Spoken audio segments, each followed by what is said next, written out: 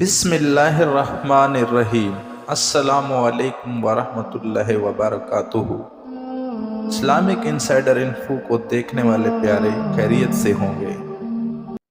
سوال: حضور صلی اللہ علیہ وآلہ وسلم کی ولادت کی خبر جناب عبد المطلب کو کہاں دی گئی؟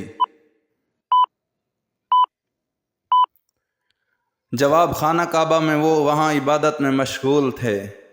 سوال: کس پیغمبر کی معدنیت، شہری زندگی، سیاست وغیرہ کا بانی کہا جاتا ہے؟ جواب: حضرت ادریس علیہ السلام کو۔ سوال: اللہ تعالیٰ کی رسی کو مضبوطی سے پکڑ لو اور تفرقے میں نہ پڑو، یہ آیات مبارکہ کس صورت میں آتی ہے؟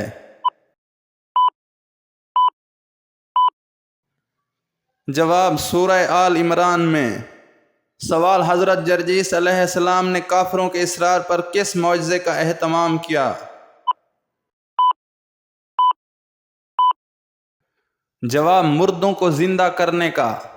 سوال: قیامت کے دن لوگوں کے درمیان سب سے پہلے کس چیز کا فیصلہ ہوگا؟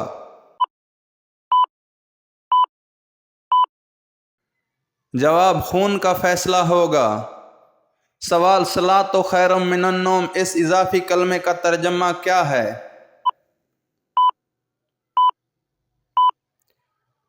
جواب: الصلاۃ خیر من النوم، ترجمہ نماز نیند سے بہتر ہے۔ سوال: کس مسلمان کا قرآن پاک پڑھنا حرام ہے؟ جواب: جس پر غسل فرض ہو۔ سوال: کیا بغیر معنی اور مطلب سمجھے صرف زبان سے کلمہ پڑھ لینے سے آدمی مسلمان ہو جاتا ہے؟ جواب: جی نہیں، بالکل معنی سمجھ کر دل سے یقین کرنا اور زبان سے اقرار کرنا ضروری ہے۔ سوال: حضرت فاطمہ رضی اللہ عنہ کو مہر میں حضرت علی رضی اللہ عنہ نے کیا چیز پیش کی تھی؟ جواب: زرہ ختمی، جو قیمت میں 480 درہم تھی۔ یہ زرہ حضور پاک صلی اللہ علیہ وآلہ وسلم نے حضرت علی رضی اللہ عنہ کو جنگ بدر کے بعد دی تھی۔ سوال: ایک غلام کے ہاتھ ایک کافر نے آپ صلی اللہ علیہ وآلہ وسلم کو انگور کے گچھے بھجوائے۔ آپ صلی اللہ علیہ وآلہ وسلم نے بسم اللہ الرحمن الرحیم پڑھ کر کھانا شروع کیے۔ غلام فوراً بول پڑا، یہ ایسا کلام ہے جو یہاں کے باشندے نہیں بولا کرتے۔ یہ واقعہ پڑھ کر حضور صلی اللہ علیہ وآلہ وسلم کا کون سا سفر آپ کے ذہن میں آتا ہے؟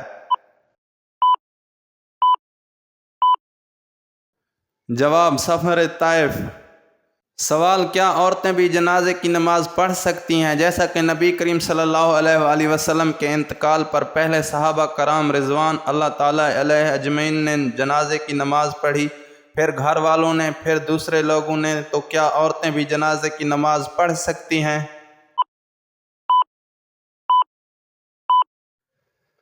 جواب: تنہا عورتوں کی جماعت کا جنازہ مکروہ نہیں ہے، بلکہ تنہا ایک عورت بھی نماز جنازہ پڑھ لے تو وہ بھی فرض ساقط ہو جاتا ہے۔ البتہ عورتوں کا مردوں کی جماعت میں حاضر ہو کر ادا کرنا مطلقاً مکروہ ہے۔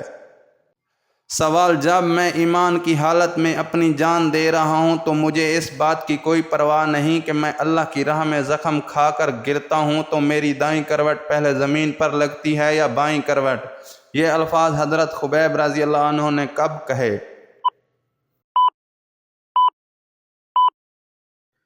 جواب: مسلمان ہونے پر قریش مکہ کے ظلم پر۔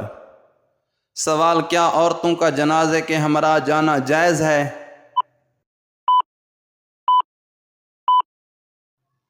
جواب: سیدہ امہ عطیہ رضی اللہ عنہ سے روایت ہے کہ انہوں نے فرمایا، ہمیں جنازے کے ساتھ چلنے سے منع کیا گیا، لیکن اس سلسلے میں سختی نہیں کی جاتی۔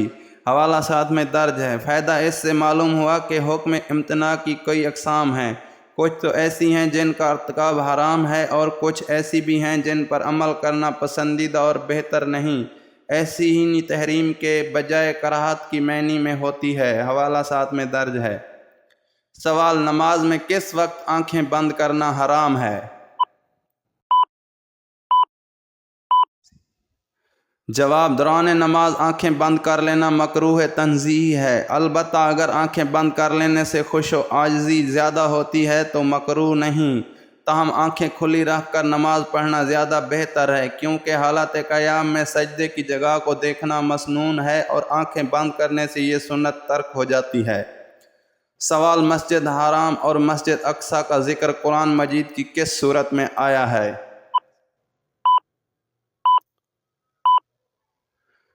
جواب: سورت بنی اسرائیل میں۔ سوال: کیا شادی شدہ عورت اگر نامحرم کے ساتھ بھاگ جائے تو اس کو قتل کرنا جائز ہے؟ جواب: شادی شدہ عورت کا کسی غیر مرد کے ساتھ بھاگ جانا بہت ہی بے حیائی اور نہایت قابل مذمت فعل اور حرام ہے۔ البتہ شادی شدہ عورت کے کسی نامحرم کے ساتھ بھاگنے سے اسے قتل کرنا جائز نہیں ہوتا، تاہم عدالت اسے تعزیری سزا دے سکتی ہے۔ سوال: انسان کے ہاتھوں پر زیادہ لکیریں ہونا کس چیز کی نشانی ہے؟ جواب: ہمارے ہاتھوں میں کئی طرح کی لکیریں بنی ہیں، کچھ چھوٹی، کچھ بڑی، کچھ سیدھی اور کچھ ٹیڑھی۔ صدیوں سے انسان ہاتھوں کی ان لکیروں سے اپنی قسمت کے فیصلے کرنے کی کوشش کرتا آیا ہے۔